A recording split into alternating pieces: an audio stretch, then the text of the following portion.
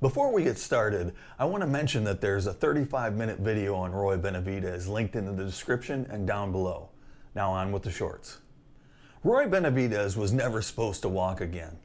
In 1965, he stepped on a landmine in Vietnam and doctors said his spine was too damaged. He'd be paralyzed for life. But Benavidez refused to accept it. Night after night, he dragged himself across the floor, pushing through pain until one day he stood.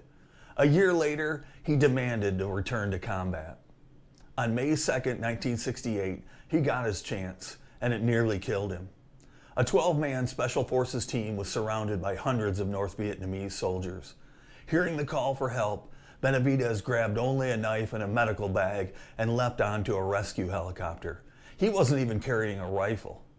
When he hit the ground, he ran through enemy fire, pulled the wounded into the helicopter, and kept going back. Shot in the leg, shrapnel in his face, stabbed by a bayonet, he refused to stop. 6 hours of hell, and he fought on with bullets, grenades, and even bare hands. By the end, Benavidez had dragged or carried at least 8 men to safety. He was covered in blood, so torn up medics thought he was dead and zipped him into a body bag.